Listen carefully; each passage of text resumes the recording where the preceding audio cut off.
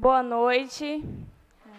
Neste momento eu quero saudar a todos, mas antes de tudo, nós iremos fazer nossa oração. Fiquemos todos de pé.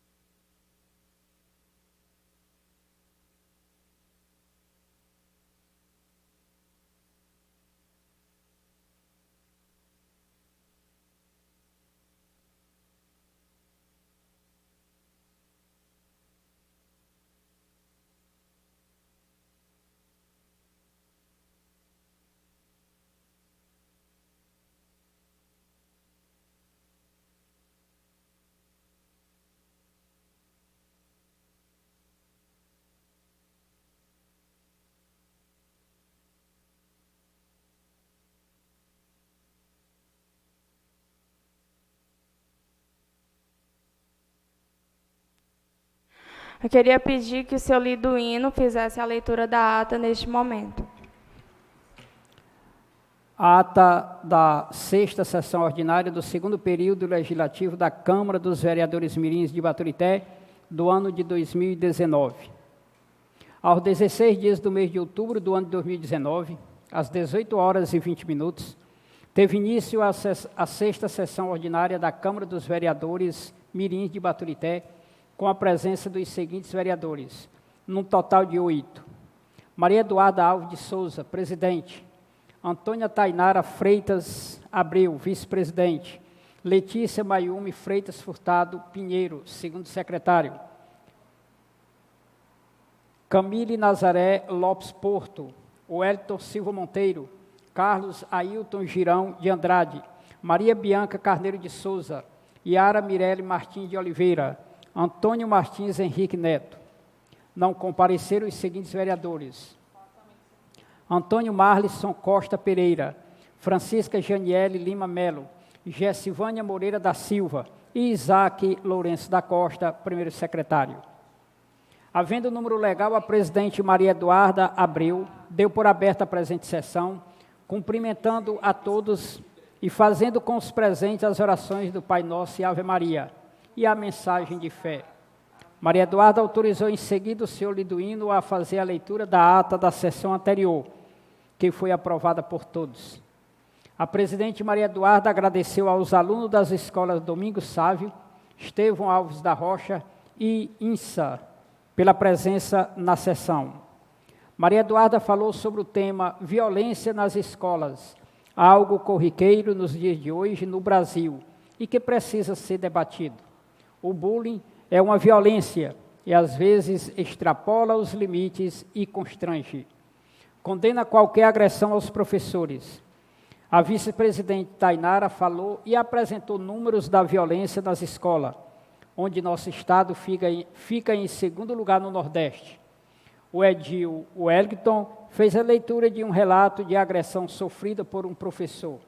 Disse que esse tipo de coisa deve ser combatido. O vereador Henrique Neto mostrou números da Unesco e citou a chacina da cidade de Suzano, onde várias pessoas foram atingidas numa escola. A base de tudo é a educação. A vereadora Yara Mirelle falou que o valor e o respeito ao professor são fundamentais na educação. A vereadora Camille apresentou estudo mostrando que a violência doméstica é uma razão para a violência na escola, pois a educação começa em nossas casas. A senhora Renata Dias, ex-secretária de Educação de Baturité, participou da sessão e falou que a educação sempre está com as portas abertas para atender os vereadores. A coordenadora Veridiana Torres, da Escola Maria de Lourdes, participou da sessão e condenou todo tipo de violência. A professora Imaculada, da Escola Domingos Sávio, falou que a ideia do tema foi brilhante. A senhora Clotilde, diretora da escola, parabenizou os vereadores mirins pela ideia do tema. Trouxe vários alunos da Escola Maria de Lourdes e da Escola Capitão Porfírio do Candeia. o senhor Davi Arruda, falou que as decisões hoje tomadas são importantes. O senhor Juan Pablo falou sobre o bullying, a forma mais baixa de ofensa. A secretária de governo, Vilma Freire, participou da sessão e disse que tem um filho que foi vítima de bullying. Parabenizou a vereadora Clarissa pelo projeto dos vereadores Mirim. Renata Dias parabenizou. Já foi professora, diretora e secretária de educação e fez tudo com amor. A vereadora Camille Nazaré pediu, através de requerimentos verbais, melhorias para o conjunto Luiz Torres, o asfalto do Candeia, Rua Farmacêutico João Paulino Neto e Rua Agricultor Joaquim Tito, pedindo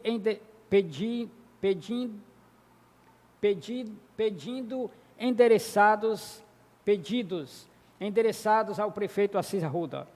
Participou a edil Clarissa Calado. Nada mais havendo a tratar, a presidente Maria Eduarda deu por encerrada a presente sessão ordinária da Câmara Mirim, sendo lavrada pelo senhor Carlos Gardel a presente ata, que após lida e achada conforme, será aprovada e assinada pelos vereadores presentes. A presente sessão foi levantada às 19h05. Plenário vereador Geraldo Félix de Souza, sala das sessões legislativas da Câmara Municipal de Baturité, em 16 de outubro de 2019. Mesa diretora, presidente Maria Eduarda Alves de Souza, vice-presidente Antônia Tainara de Freitas Abreu, primeiro secretário Isaac Lourenço da Costa, segundo secretário Letícia Mayumi Furtado Pinheiro. Demais vereadores, Yara Meirelle Martins Oliveira, ausente, Gessivânia Moreira da Silva, ausente, Francisca Janiele Lima Melo, ausente, Antônio Marlisson Costa Pereira, presentes, Wellington Silva Monteiro, Carlos Ailton Girão de Andrade, Maria Bianca Carneiro de Souza, Camille Nazaré Lopes Porto e Antônio Martins Henrique Neto. Algum dos vereadores vão querer falar alguma coisa sobre a ata? Nenhum dos vereadores? A ata em discussão? Vai lá. Vai lá. A vereadora Letícia, segunda secretária, vai fazer uso da tribuna.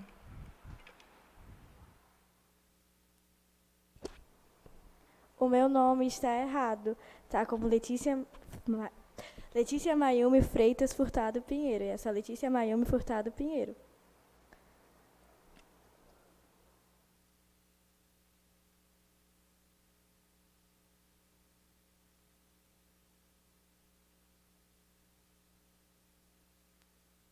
Retirar a palavra Freitas do nome da vereadora Letícia e tirar do meu nome Abreu, porque está Maria Eduarda Abreu. Bem, eu queria registrar aqui a presença dos seguintes vereadores: Antônio Martins Henrique Neto, Antônio Marlisson Castro Pereira, Camille Nazaré Lopes Porto Freitas, Carlos Ailton Girão de Andrade, Gessivânia Moreira da Silva, Letícia Mayumi Furtado Pinheiro e eu, Maria Eduarda Alves de Souza. Queria aqui saudar os visitantes, os nossos visitantes dessa noite, que é o comitê, né, que é o Wagner, o Cauã, é isso? E o Augusto veio? Não, né? A Lohana. Muito bem, a vice-presidente do Grêmio, não é isso? Sejam bem-vindos, tá bem? Os alunos da INEP, a diretora Ângela e a professora Carliane. Os alunos do Grão de Mostarda, a professora Lília e a Janaína. E o pessoal do Grêmio era para estar aqui, mas eu acredito que eles estão lá fora. Mas também quero deixar registrado a presença dele. E a vereadora Clarissa, né, que não pode faltar. Vamos aqui ao nosso tema que nós escolhemos. Bem, neste mês de novembro, nós escolhemos o tema políticas de cotas. E, neste momento, o vereador Henrique, vai começar a falar sobre este assunto. Pode fazer uso da tribuna, vereador Henrique.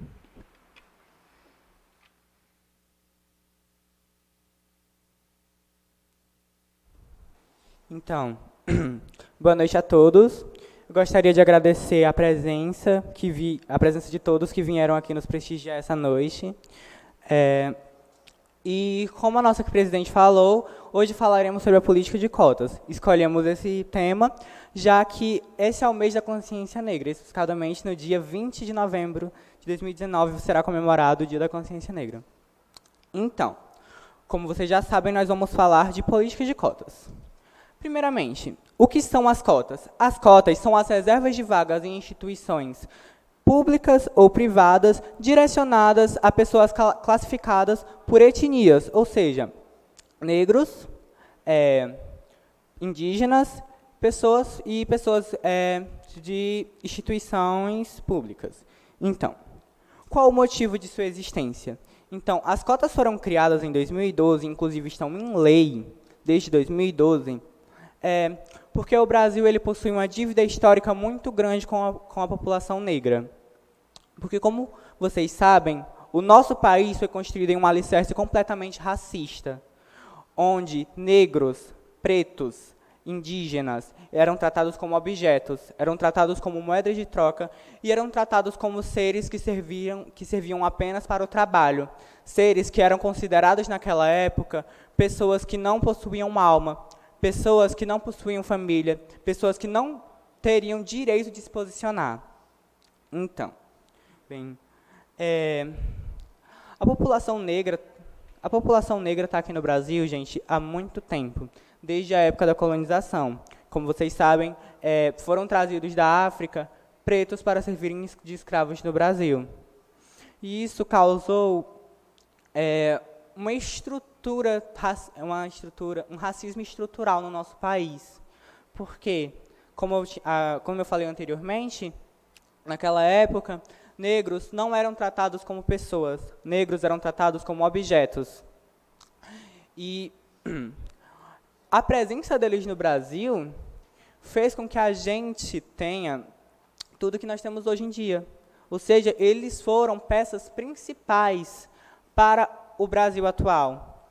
Eles nos ajudaram a fundar, eles foram a mão de obra usada para fazer todos os monumentos históricos que nós temos hoje.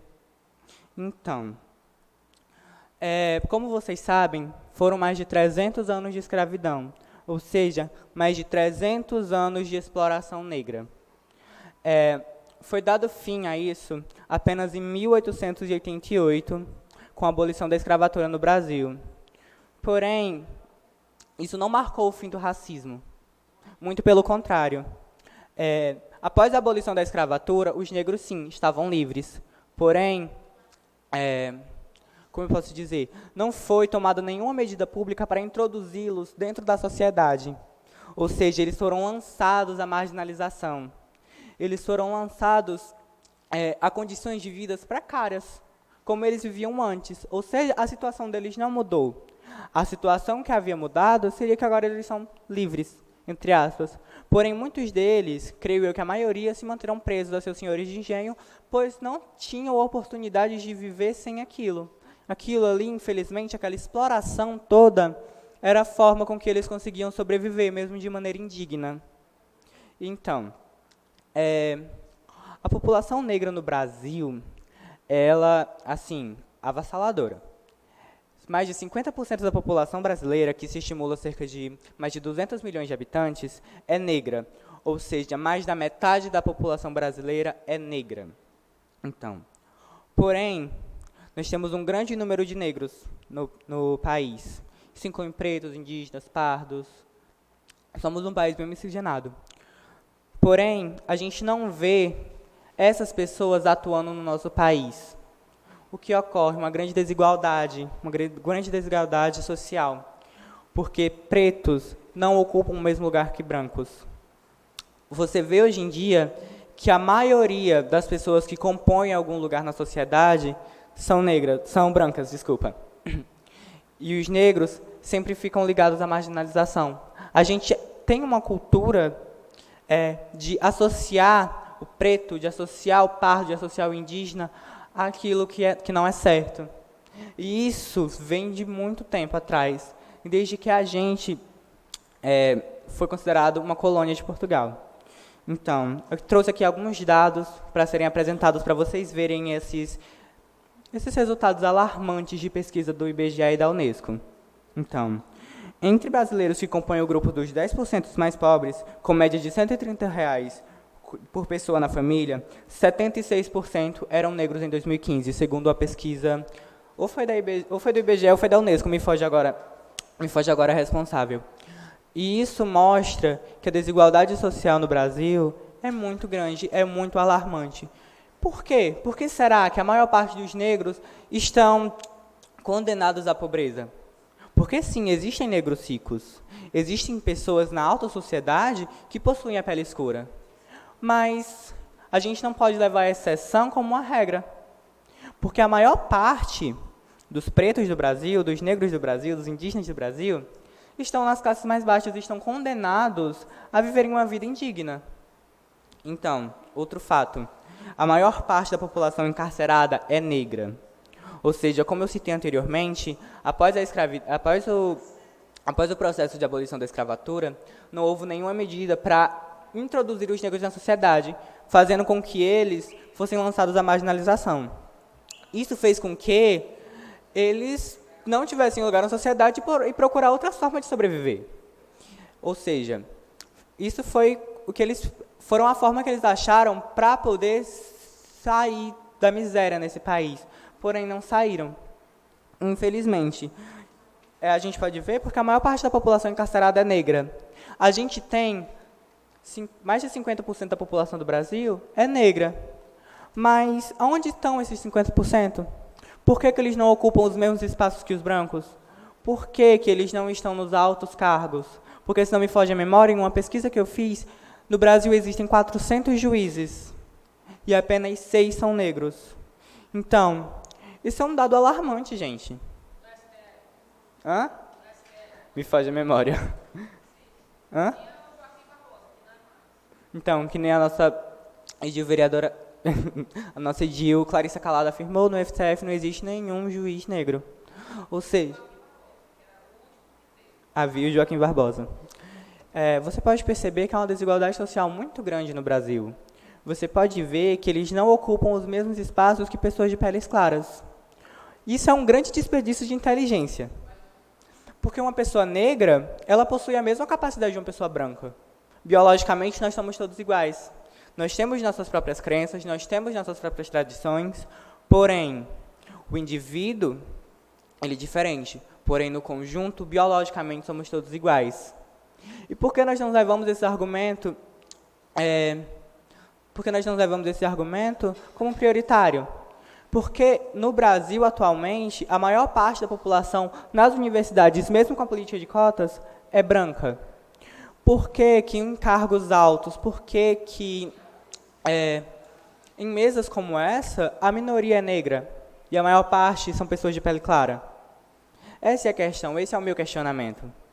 Então, as cotas elas foram aprovadas por lei em 2012 para isso, para incluir os negros dentro da sociedade.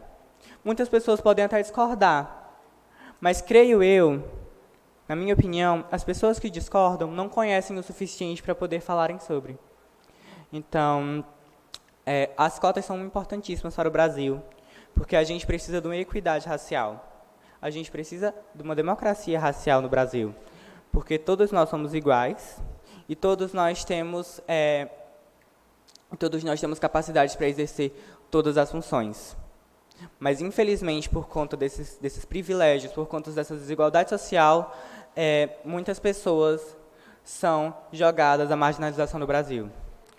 Eu encerro meu pensamento por aqui, talvez eu volte para a tribuna mais tarde, mas, enfim, é isso. Eu nem preciso dizer, eu sou extremamente a favor da política de cotas. Boa noite.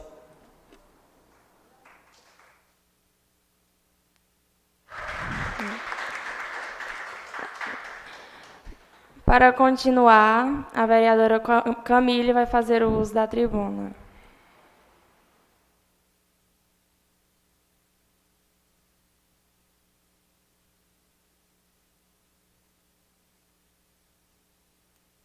Boa noite.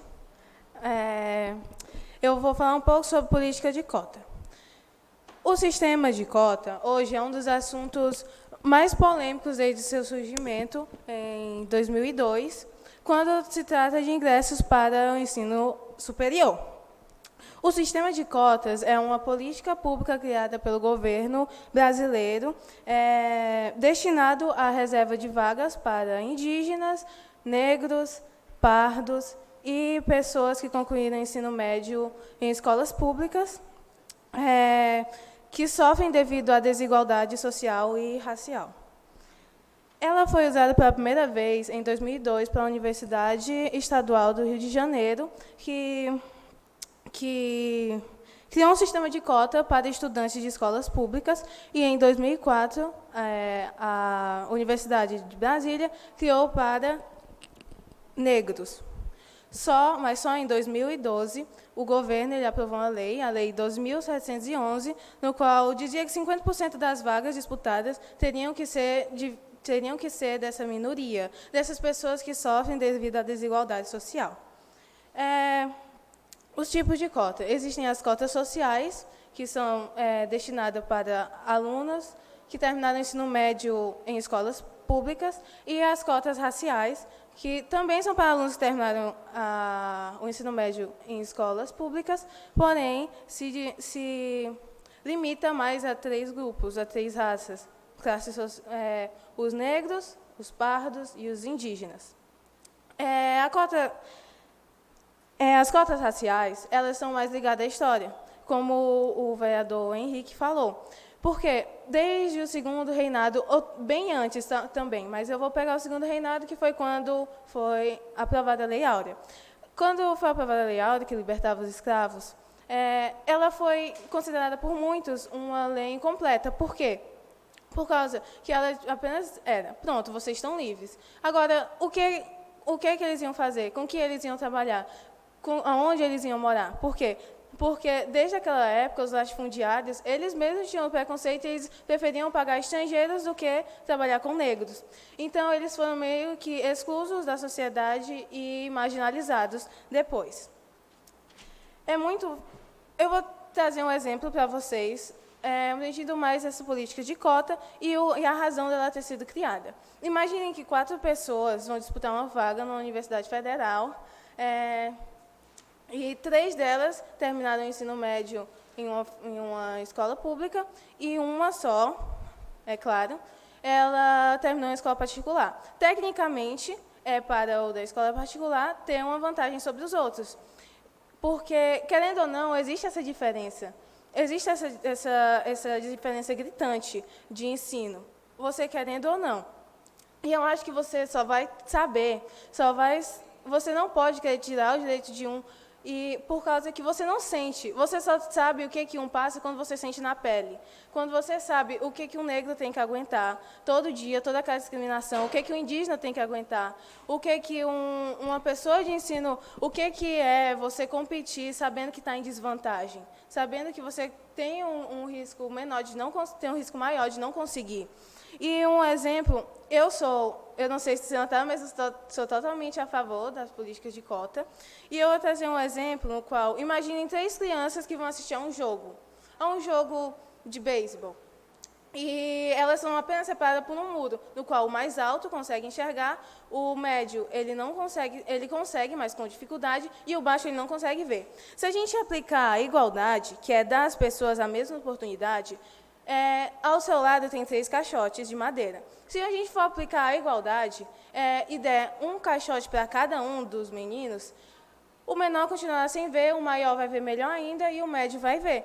Só que a gente tem que pensar que, às vezes, não é a igualdade que a gente tem que usar, é a equidade, que ela trata justamente de adaptar as oportunidades, deixando-a justa. Que, se eu desse 2 caixotes para o menor e 1 para o médio, todos conseguiriam assistir. E do mesmo modo, as políticas de cota. A gente não pode querer trazer igualdade no lugar onde é um mundo desigual, onde é um Brasil desigual. A gente não pode buscar a igualdade para isso. Não pode você abrir vagas para aquelas pessoas, sendo que aquelas outras estão em desvantagem, você querendo ou não. Então, às vezes, não é igualdade, é equidade, que é você saber adaptar as oportunidades deixando elas justas. Então, eu acho que a gente também tem que ter muito da empatia. A gente tem que se colocar no lugar dos outros. Porque, como eu havia dito, a gente só sabe o que uma pessoa passa no seu dia a dia quando você vive na pele dela, quando você é discriminado pela sua cor, pela sua religião, por tudo. Então, a gente tem que se pôr no lugar dos outros antes de querer julgar, de querer diminuir, de querer tirar os direitos dele. Então, eu acho que é só isso e obrigada.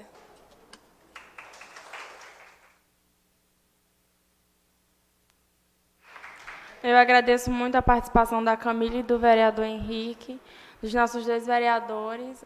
Parabéns pela participação. Eu queria saber se mais algum dos vereadores irá fazer uso da tribuna.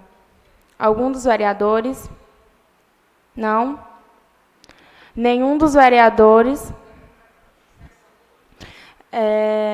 Neste momento, eu vou abrir para a plenária e eu queria chamar, neste momento, o Wagner, do comitê, para fazer o uso da tribuna. Pode vir, Wagner.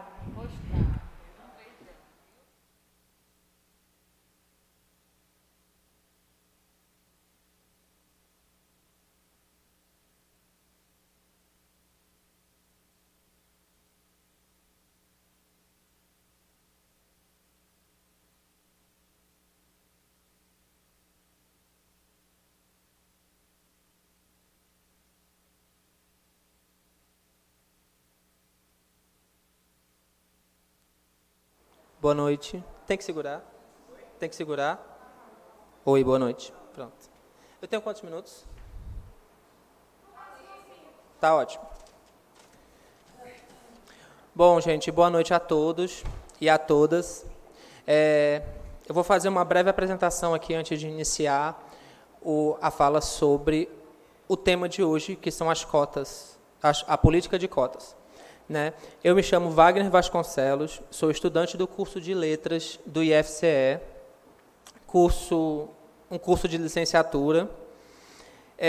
Sou membro da coordenação executiva do Diretório Central dos Estudantes, que é um órgão que representa todos os estudantes do IFCE no Ceará, e membro fundador do Comitê Intersetorial da Juventude.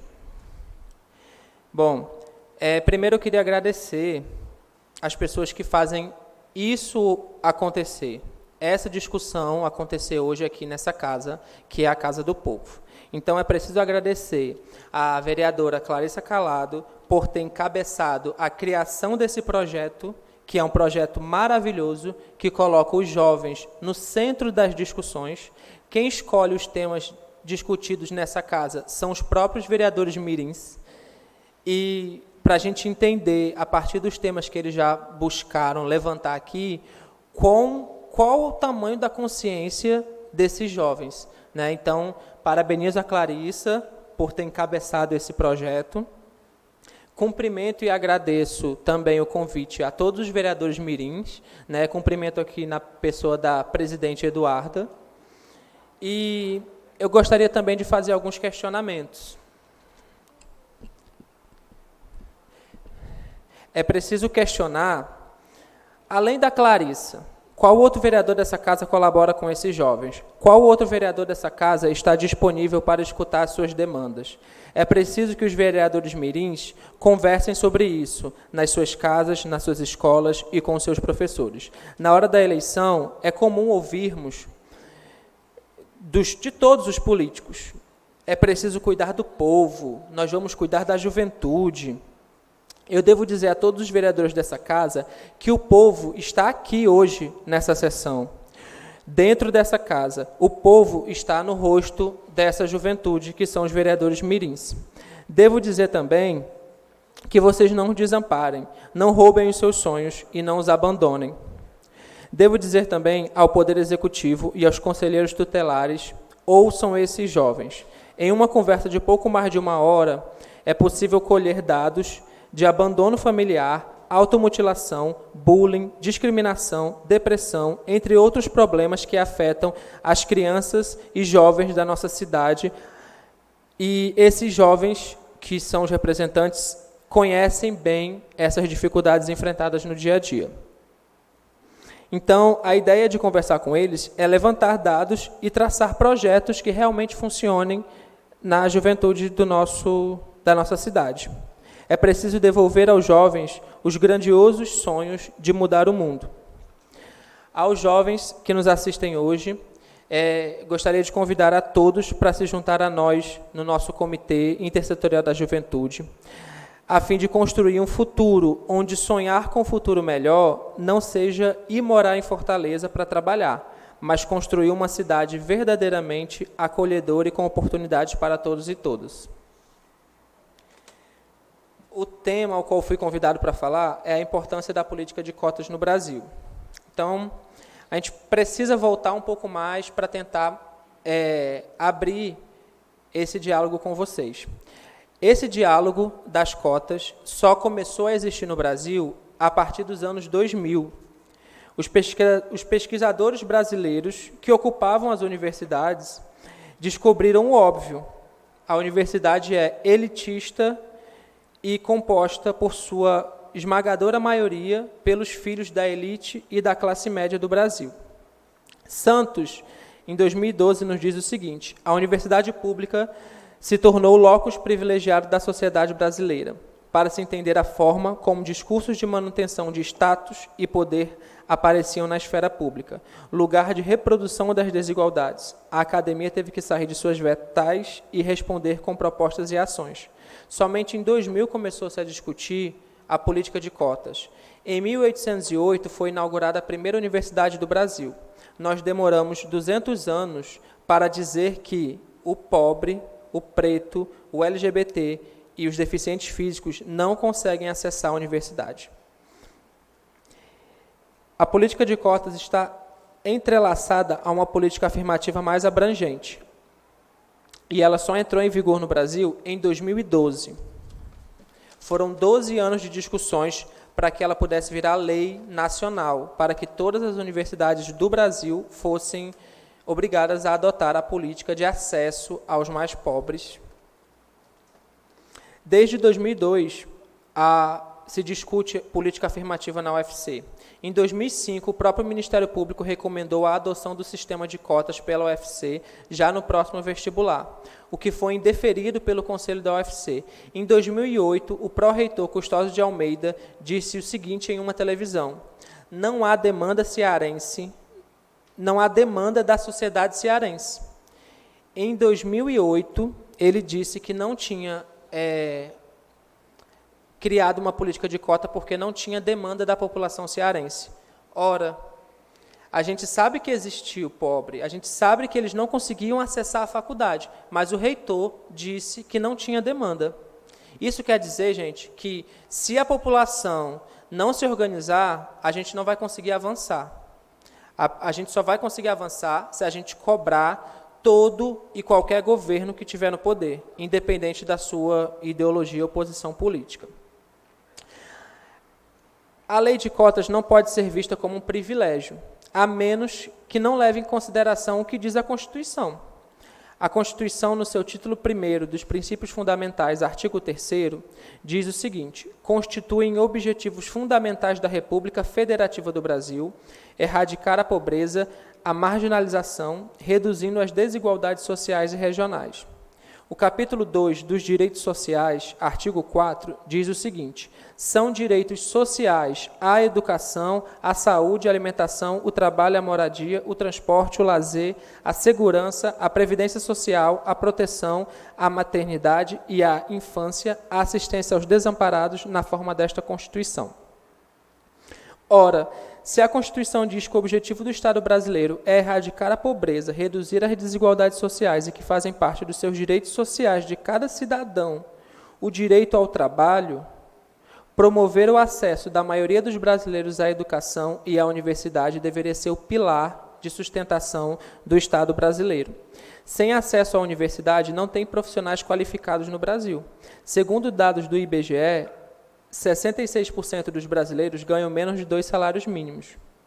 Logo, a lei de cotas visa corrigir a exclusão da maioria dos brasileiros à universidade durante séculos de existência, promovendo, assim, qualificação profissional a 66% da população brasileira. Não tem meio termo, gente.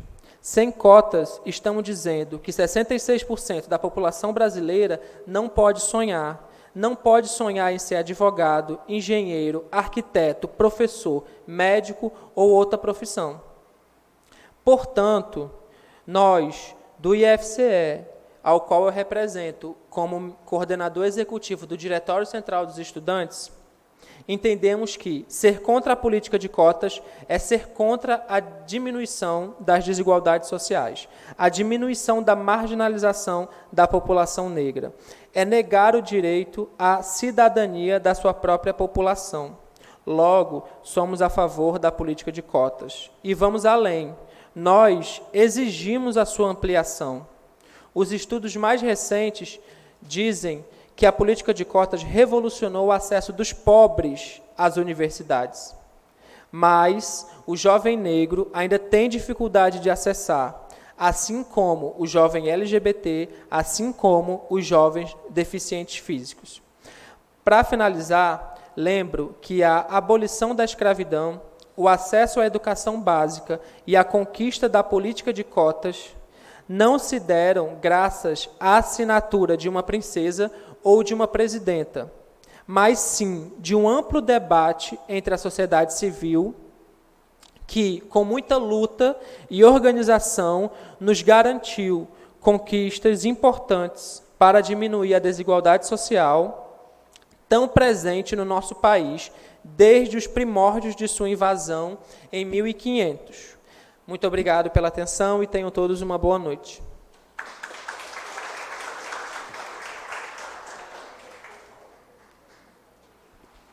Eu queria deixar registrado nessa noite a presença do senhor Emanuel Moreira, da imprensa TV Maciço. E, neste momento, queria chamar ao Cauã, não é isso?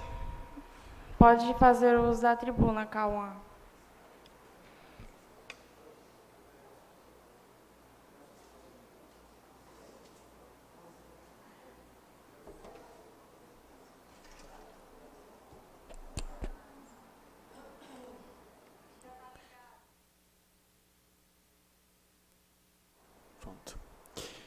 Boa noite, me chamo Cauã Magalhães Carvalho, sou estudante do Liceu, também estou representando o CIG, sou vice-presidente do Comitê Intersetorial da Juventude.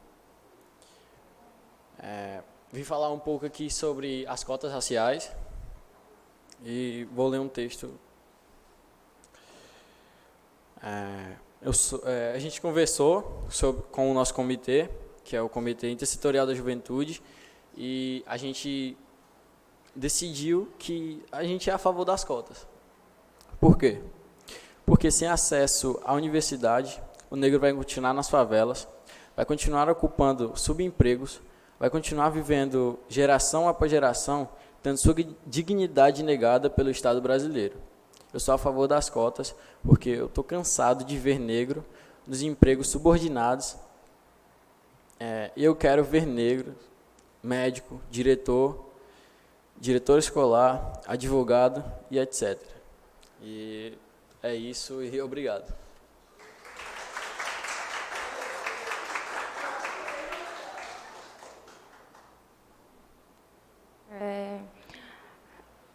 Wagner, a Lohana vai falar? Algum gremista vem à tribuna? A Lohana é a vice-presidente do Grêmio. Nenhum deles vão... Ok, ela teve que ir embora. Queria saudar aqui e registrar a presença do pessoal do Poder Judiciário. A diretora, das professoras, da INEP, do Grão de Mostarda, vão querer subir à tribuna? Não. A vereadora Clarissa Calado vai fazer o uso da tribuna.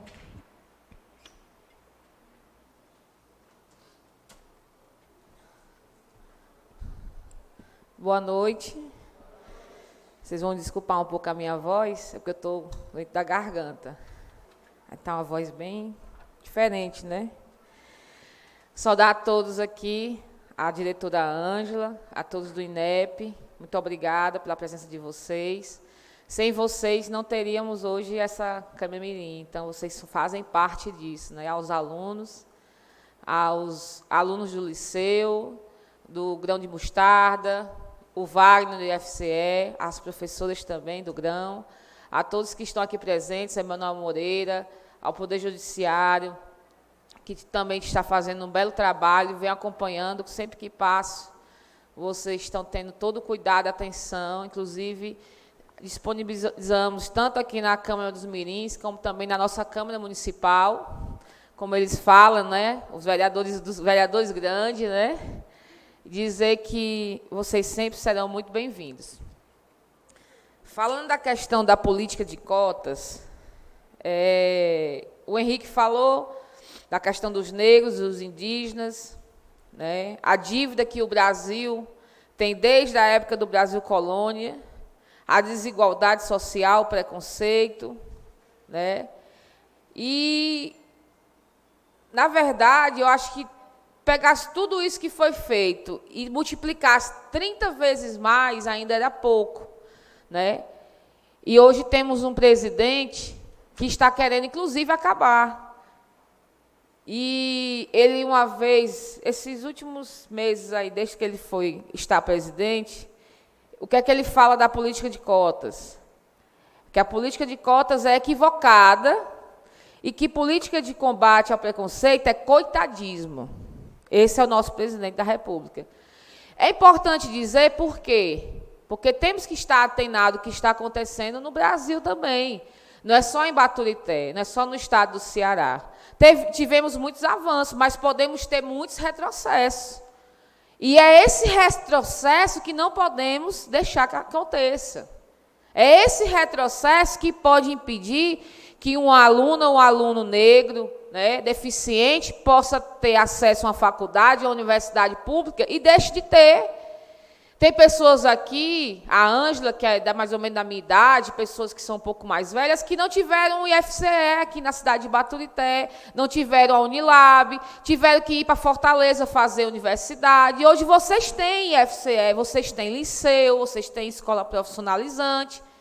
Bibi, pega um pouquinho d'água para mim, minha garganta está bem... Então, tudo isso vocês têm que valorizar. Vocês têm que valorizar hoje o que vocês têm. E quando a gente fala isso, porque pessoas lutaram, pessoas apanharam, pessoas foram presas para conquistar esse espaço que vocês têm hoje. Então, agora é a vez de vocês lutarem, para poder conquistar mais e não perder o que já foi conquistado. Para poder vocês terem consciência, Henrique, Camille, Carlos, Eduarda, Letícia, todos os vereadores mirins, que vocês têm que ocupar o espaço de vocês. A juventude tem que ocupar o espaço que é dela. A política de cotas, ela é só um exemplo. Como os vereadores mirins. Os vereadores mirins, ele hoje tem uma ferramenta, é um projeto que eu sempre falo que é o meu projeto xodó. Porque eu sei que isso aqui foi fruto de muito trabalho. Muita determinação minha. Vocês veem que eu estou, inclusive, doente. Eu nem tinha condições de vir. Até febre eu tive hoje, mas eu fiz questão de vir. Isso mostra o meu compromisso. E aqui era para ter outros vereadores, porque o projeto não é meu, da vereadora, é o projeto da Câmara Municipal. E, realmente, o Wagner tem razão. Falta a participação dos outros vereadores, né? O Executivo também tinha que estar mais presente. Vocês têm que convocar mais, vocês têm uma ferramenta, vocês podem cobrar o Executivo, vocês podem chamar o Executivo. O Executivo é o secretário, é um chefe de um departamento, é o prefeito, é o vice-prefeito. Então, vocês também podem solicitar informações para poder vocês embasar melhor. O que é que a prefeitura pensa sobre as cotas? O que é que a prefeitura, a secretária de Educação, fala sobre isso aqui? Qual é o compromisso do prefeito relacionado às cotas? A política dentro das escolas de vocês? Vocês têm que usar mais. Próximo ano, a gente vai ter que tentar vir com mais força ainda, com mais vontade ainda. Não sei se será a última sessão do ano, porque eu não sei se vai ter sessão, vocês vão ter sessão em dezembro, porque eu acho que talvez não tenha. mas eu vou tentar ver se a gente dá um jeitinho para vocês terem. E dizer que as outras escolas também que não participaram desse projeto, que só apenas 2 escolas não participaram, que elas também participem. Essas escolas também estão fazendo falta. Essas escolas fazem parte do nosso processo, né? E tem alunos aqui, como o Madison, do Evaristo, de uma escola que tem alunos quilombolas, uma comunidade quilombola. E isso também faz parte das cotas. Então, tudo isso tem que ser feito, tem que ser pensado e provocado. Esses assuntos e outros assuntos é que vão fazer a gente ter um futuro melhor. Vocês, jovens, hoje, são os nossos futuros. Então, eu estou aqui tentando plantar uma semente que vocês têm que pegar, absorver, e daqui a uns anos vocês plantarem também. Vocês daqui a uns anos vão estar no liceu, vão estar no IFCE, e vocês têm que fazer esse retorno, para quando for daqui a 5, 10 anos, vocês estarem ajudando esses estudantes que vão estar aqui no lugar de vocês. E as escolas, principalmente as particulares, a diretora Ângela, que está aqui, em nome de todos os diretores, também tem essa participação, de trazer os alunos de vocês. É importante que eles vivenciem isso aqui. Eles saberem da responsabilidade que eles também têm, de quando eles vão votar, não escolher um representante que vai estar aqui representando a sua escola. Ele também, o Henrique, ele tem que trazer os interesses da escola INEP, trazer o que a INEP vê da sociedade, trazer o que a escola INEP vê do executivo, dos vereadores, qual é a necessidade da sociedade de Baturité. Então, na nossa cidade, é uma cidade muito boa, é uma cidade que tem muito a crescer, falta emprego, daqui a uns anos os alunos querem ir embora, porque não tem emprego em Baturité. Então, vamos provocar isso, vamos pressionar os gestores, os legisladores, os vereadores, para que isso venha para Baturité. Eu irei, próximo mês, dia 6 de mês, mas esse mês vai ser um pouco corrido, acho que acredito no dia 1º de dezembro. Eu irei lançar um novo projeto meu. Estou falando aqui porque eu tenho que aproveitar a oportunidade e também já peço aos vereadores mirins e às escolas a participação. O meu mandato itinerante. É o mandato itinerante da vereadora Clarissa Calado, o qual eu chamo de mandato popular. O que é esse mandato itinerante? É a vereadora nas comunidades, é a vereadora no IFCE, é a vereadora na zona rural, é a vereadora na periferia, é a vereadora numa feira livre. O mandato da vereadora nas comunidades, o mandato da vereadora itinerante, né? Inclusive, é uma vontade que eu tenho de fazer desde o começo do meu mandato, só que, na verdade, era para ser a Câmara itinerante, a Câmara Municipal itinerante. Mas todo mês a Câmara tem uma sessão itinerante, mas infelizmente não foi possível, e aí eu resolvi fazer o meu mandato itinerante.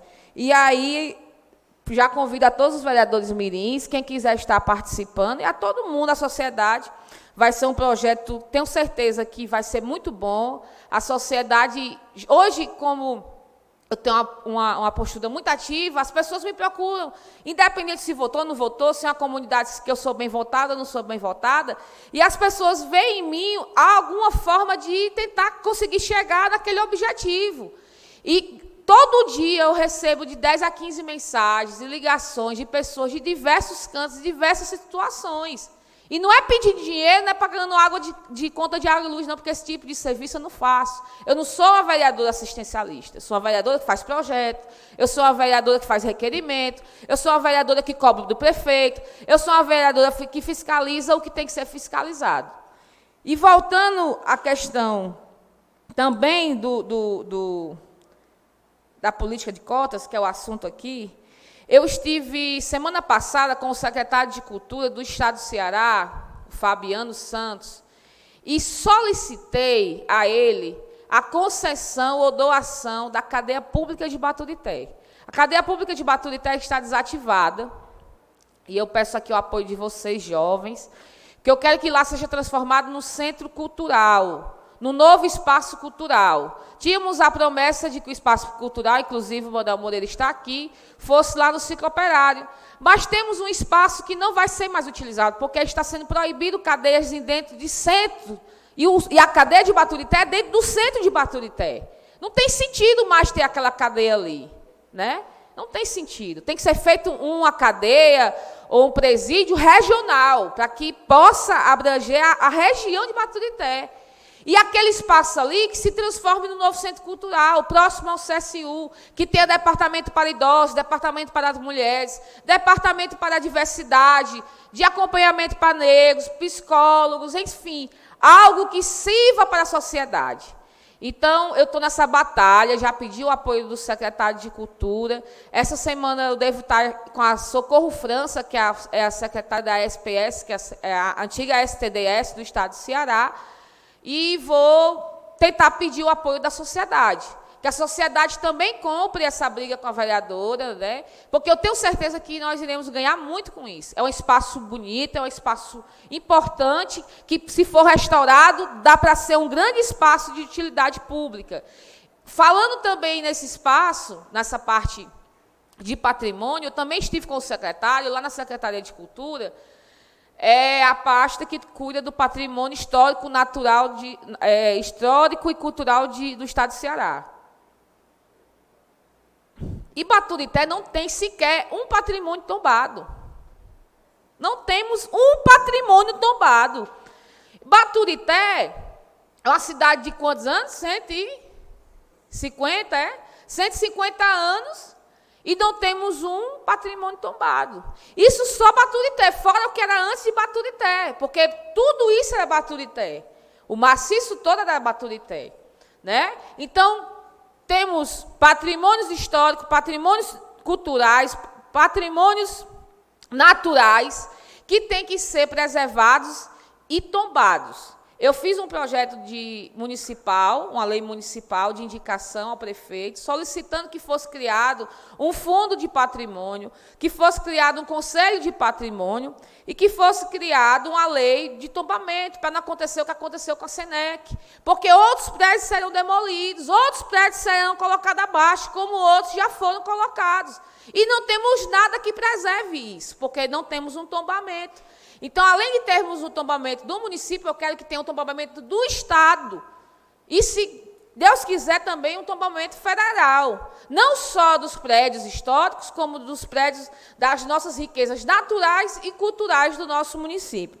Então, eram essas informações que eu queria deixar. Agradecer a todos vocês, parabenizar os vereadores mirins, a presidente, a todos que estão aqui presentes, a cada pessoa que está ouvindo aqui em casa ou no celular, a todos que estejam participando, e que eu tenho certeza que teremos ainda grandes frutos saindo aqui dessa Câmara Mirim, e, quem sabe, um futuro vereador da nossa cidade, que eu tenho certeza, um prefeito, né, que possa sair daqui. Parabéns a todos vocês. Obrigado, boa noite a todos.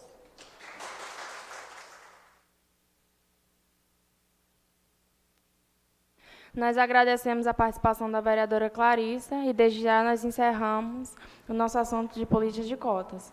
Neste momento, nós vamos ao requerimento, e eu queria autorizar aqui, desde já, o senhor Liduíno para fazer a leitura do requerimento do vereador Marlisson. Desde já, o vereador Marlisson se dirige até a tribuna. Requerimentos número 7 e 8/2019, do vereador mirim Marlisson Pereira. Ele solicita da presidência que, depois de aprovado, seja encaminhado ofício à senhora Ivonilde Salles, secretária de Educação, solicitando desta que, na medida da viabilidade, estude a possibilidade de comprar 7 lâmpadas de LED para que sejam colocadas na Escola Municipal Osório Julião, localizada na comunidade Evaristo, zona rural de Baturité. Bem assim, solicita ainda que seja disponibilizada uma lousa branca grande, pois a que está na referida escola se encontra em condições precárias e está dificultando o aprendizado dos alunos. A segunda petição do vereador, ele solicita do senhor Ivo Alves, secretário de Esporte e Juventude, que, na medida da possibilidade, estude a condição de disponibilizar bolas de futebol, vôlei, handebol e basquete para a Escola Municipal Osório Julião, localizado na comunidade Evarista, zona rural de Baturité, a fim de melhorar o esporte para os alunos desta referida escola, que muitas vezes ficam sem praticar por falta de bola. O vereador Marlisson Pereira. Boa noite.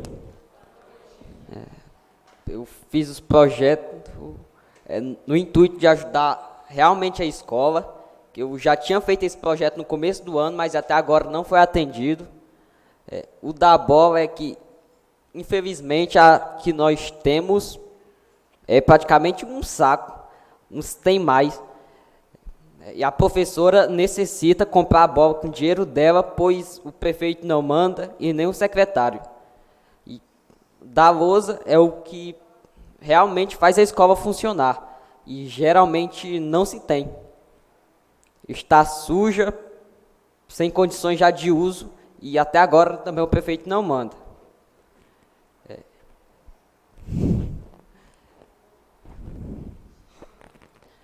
Também continuando que a escola recebe alunos da outra comunidade, o Jordão, e o prefeito não olha muito isso, que são praticamente 2 comunidades estudando numa única escola por falta de quantidade de alunos, e há essa dificuldade, e a escola é muito invisível nos olhos deles. Eles não notam as escolas que realmente necessitam de estrutura e materiais pedagógicos para as aulas. Obrigado.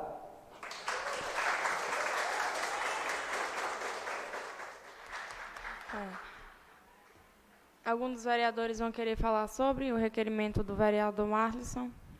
Algum dos vereadores vão querer falar sobre o requerimento do vereador Marlisson?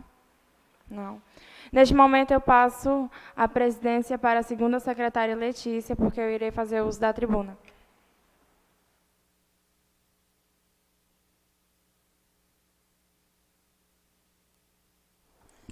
Alguns meses atrás eu tinha feito um requerimento pedindo que os senhores do trânsito, que são os guardas de trânsito, fossem para a frente da escola Domingo Sávio, porque é muito ruim da gente passar de uma faixa para outra. E eu só vim aqui mesmo agradecer ao meu requerimento que foi atendido. Eu agradeço muito, pois todos os dias eles estão lá e assim a gente faz um tráfego bem melhor. Então, quero deixar registrado o meu agradecimento a todos eles.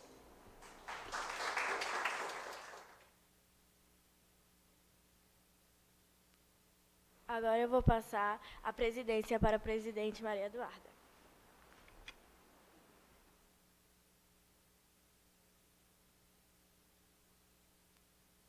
Eu queria agradecer a presença de todos vocês e, nada mais havendo a tratar, dou por encerrada a presente sessão. Boa noite a todos.